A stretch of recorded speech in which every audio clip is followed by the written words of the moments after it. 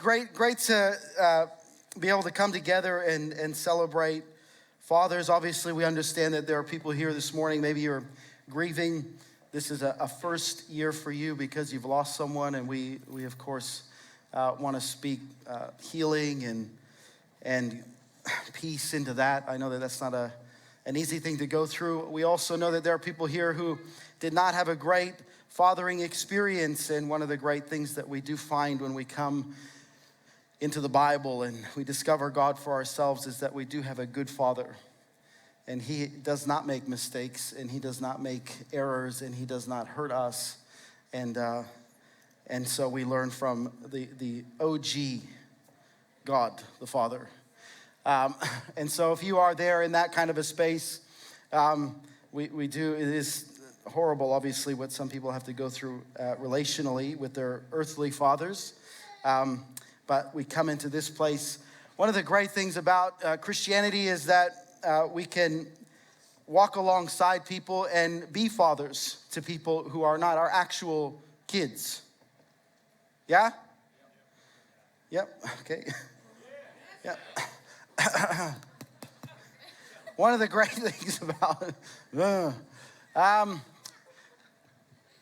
it is a great privilege to walk alongside people. One thing anybody in this room knows is that when you walk alongside people in relationship, it's a long game. It's not like, I'll ask all the parents in the room, at what point in time do you stop parenting? What? They told me at 18. Apparently you have to do that forever. Relationships are long games, and we're going to speak a little bit about that as dads this morning. What is it like to do that? I had I still have a great relationship with my father. I'm sure they're tuning in. I set them a challenge this week to go find some pictures. So yeah. Because I want to talk about this idea of investing good seed, and the challenge of a father is to keep investing, and then keep investing. That's kind of like the challenge of parenting. And my dad, growing up with my father, he worked a lot. He would be a self-proclaimed workaholic. He was of a generation where it's like, well, you just work to provide so your kids can have stuff that you didn't have. And so he worked a lot. And when he wasn't working at work, he was generally working at home, doing some kind of a project. My dad was a carpenter. And so, how many of you love garage sales? One of the things I did with my dad as a kid growing up, I knew that we could have that time together, was Saturday morning garage sailing, right? And with my dad, it's an experience. He can go and scour whether there's anything worthwhile, sometimes just by driving slowly by. And so you can imagine me as a kid, I've got like $5, which was a lot of money back then. You could buy a lot of things with $5, maybe not so much anymore. And I would excitedly be ready to get out of the car, all that sort of stuff, and he'd just look over, he's like, we're not stopping. I'm like, oh, yeah, I'm sure there was nothing there I wanted either, Dad. Thank you. Anyway, we often bought homes, as I probably have mentioned before, where there were things that needed to be done. And so I want to show you one of the projects that my father and I worked on. So we bought this house. This was the backyard of the house when we bought it.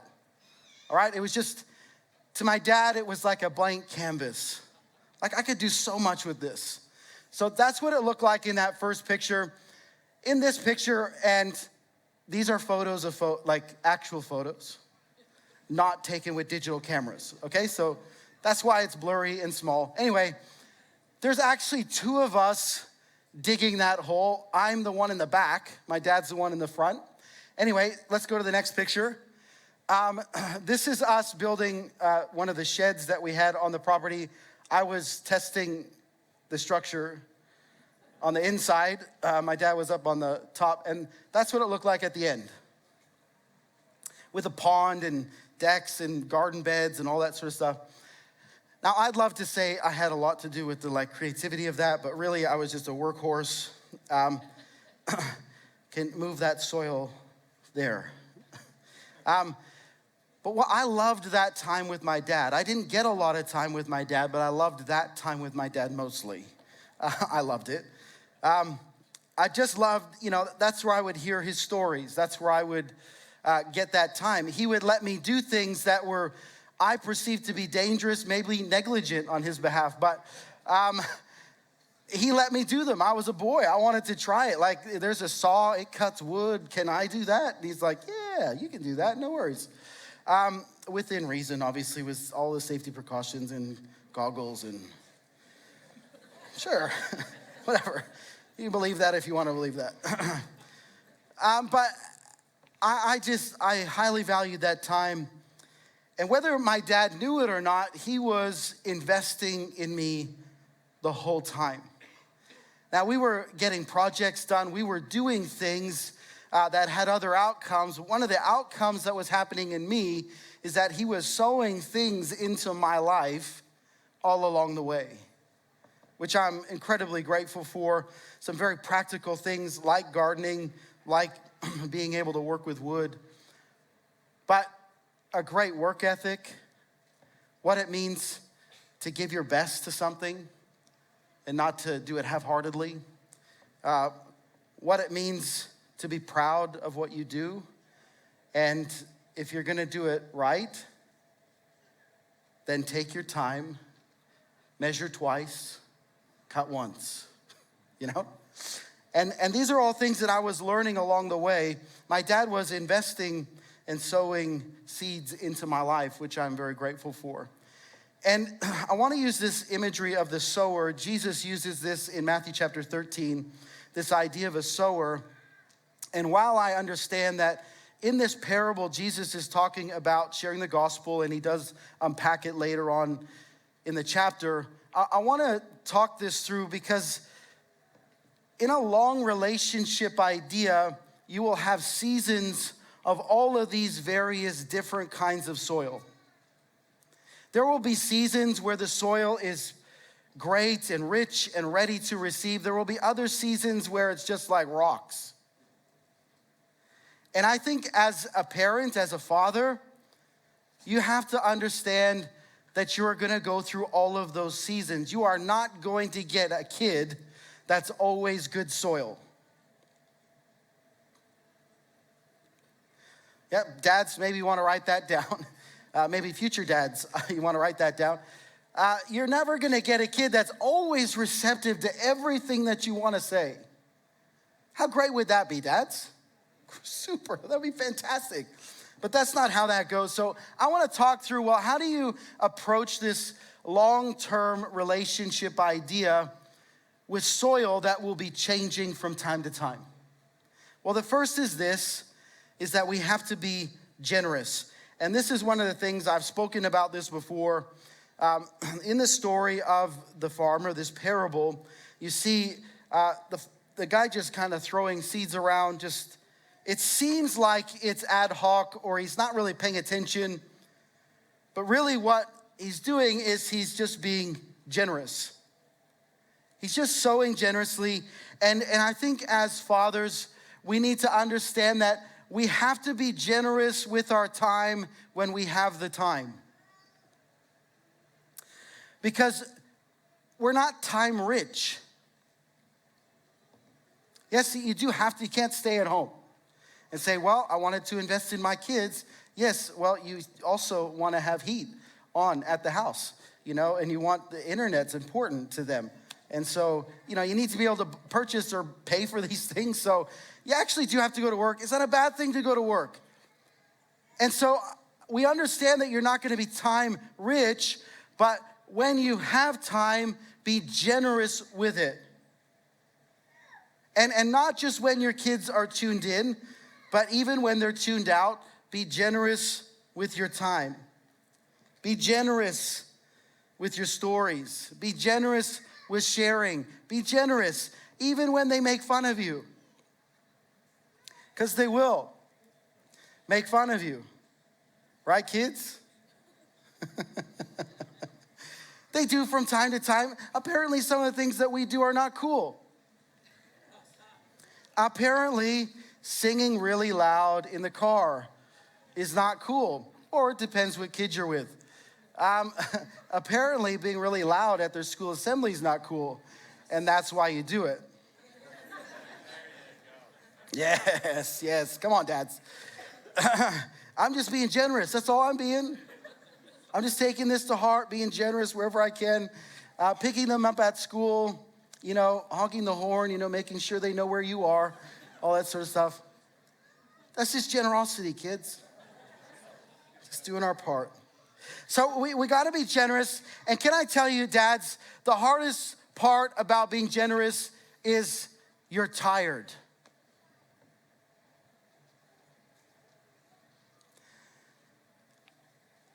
We all get it. By the time you go home at the end of the day, after doing a hard day's work, you're tired. And if we're going to be generous, something has to happen between the time we finish work and we go home.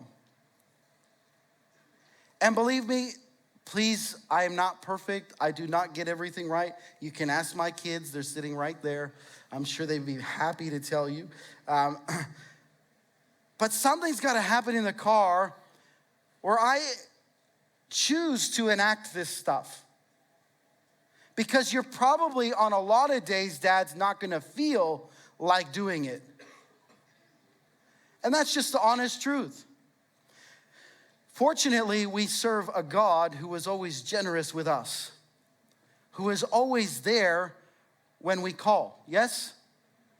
That he's at the door, ready, waiting.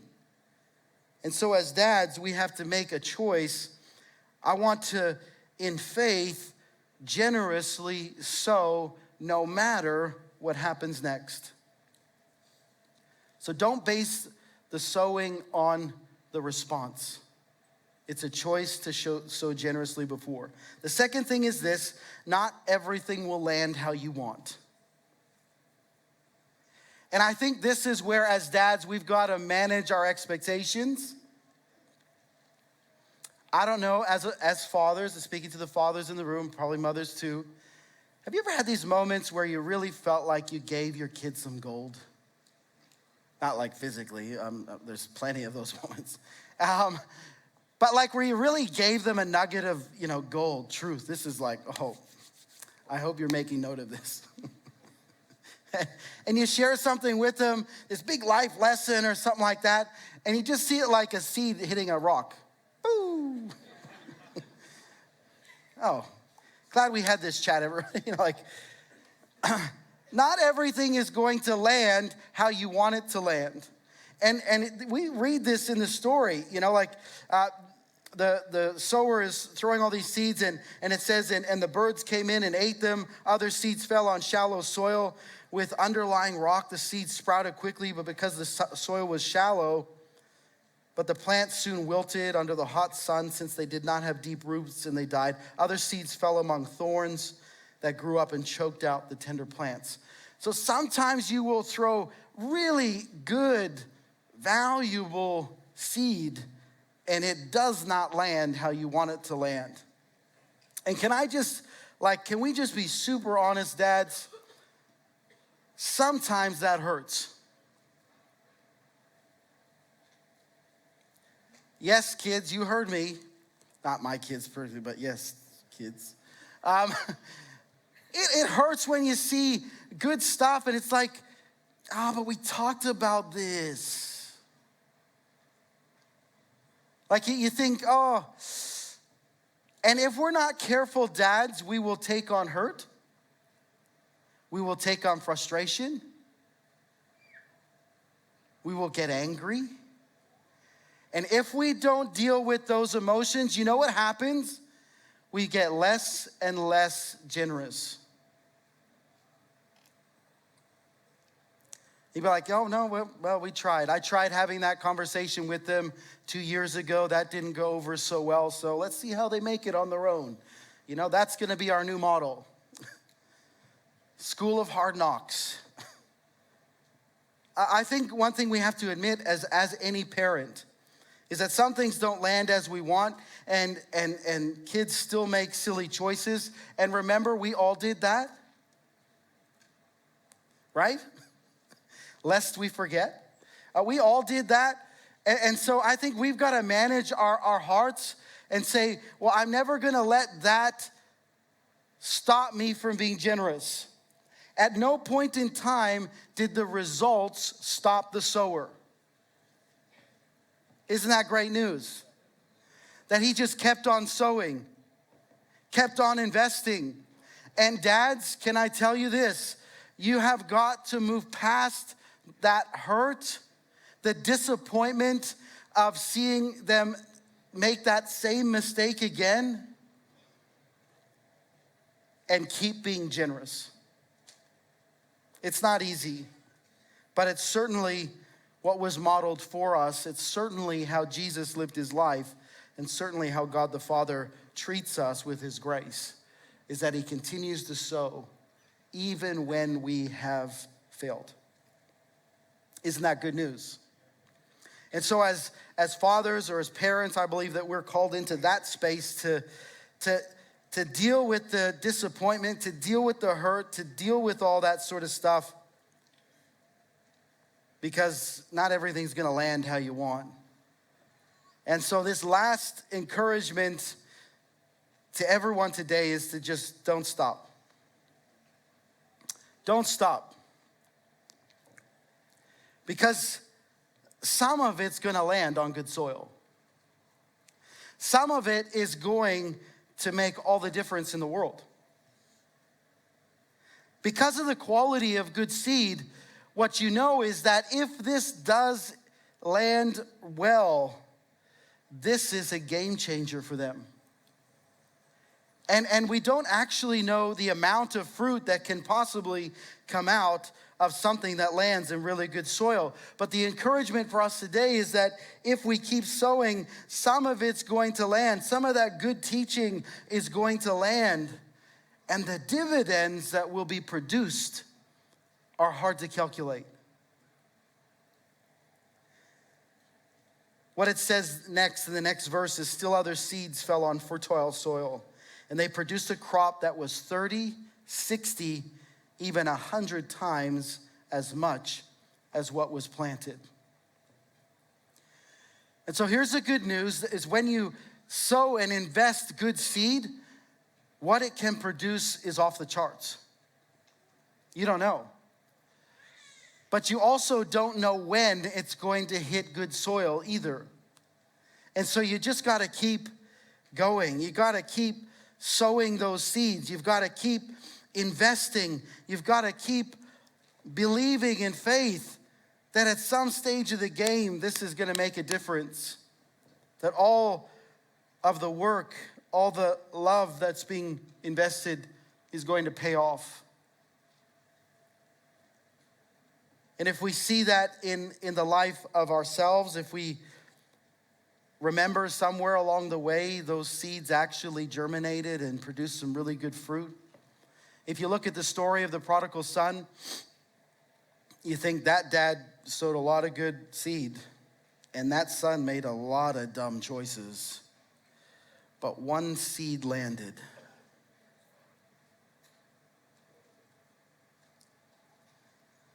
Of all the seeds that seemingly hit rocks, one seed landed. And that one seed was, but I do know that my Father loves me. And that if I want to go home, I can go home. And that one seed changed everything for that young man. And can I encourage you, dads, all it takes is one seed to fall in good soil, and that could change the game for them. But our posture needs to be that we keep sowing. Don't stop. That we wouldn't cross our arms and say, well, you blew it. I tried. Or too many times, 1 strike, 3 strikes, whatever, you're out. There's something somewhere along the way where we have got to Remember how many times God kept investing in us, even beyond our failures and faults, and approach parenting that way, where we don't stop loving. It doesn't mean chasing after your kids when they make bad mistakes. That's not what we see in the story of the prodigal son. But the moment that kid came back, the father was his normal, generous self, wasn't he? Get the clothes, get the rings, kill the cow, all that sort of stuff. He just went back into being himself and sowing and investing generously.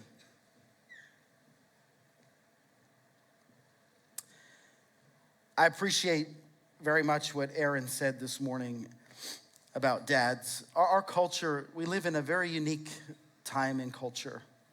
There's been a lot of negativity thrown around towards men. And I'm certainly not here to excuse any really bad behavior. Unfortunately, there's been lots of hurt. There's been lots of terrible examples. But today we need men who invest good seed. We need fathers who don't stop. We need men who just keep investing, who keep coming alongside, who keep encouraging, who keep saying, you can do it. You can do it. Get back up. You can do it. We need men who will come alongside and say, I'll walk with you. I'll teach you. I'll show you. We need men who abide in Jesus. Because when things fail and falter, that's where we need to go to find the life, to find the truth, to find those good things to begin to sow back into the people in our world. And this is more than just about fatherhood. This is more than just about parenting. It doesn't matter who is in your world.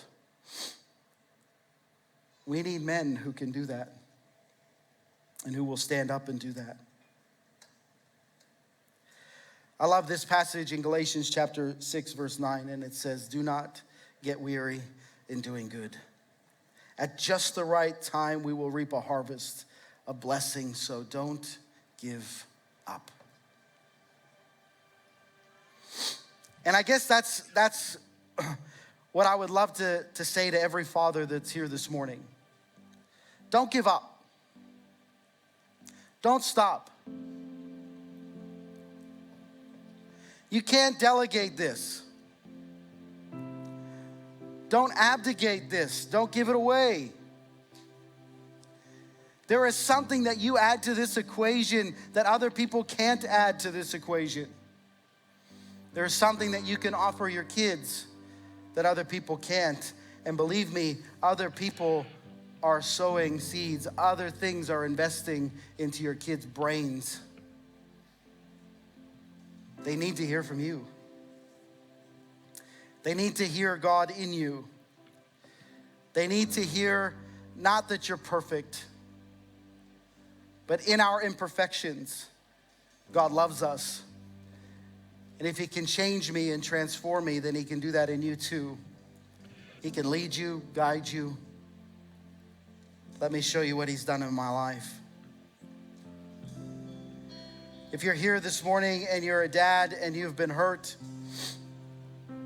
or the road with your kids has not been an easy one, can I encourage you this morning to not give up? Don't give up. Don't give up. Don't take yourself out of the game. Some of us as parents think that we're just failures and we struggle with that and we struggle with guilt and shame. Well, this is not about being perfect. We got to let that stuff go.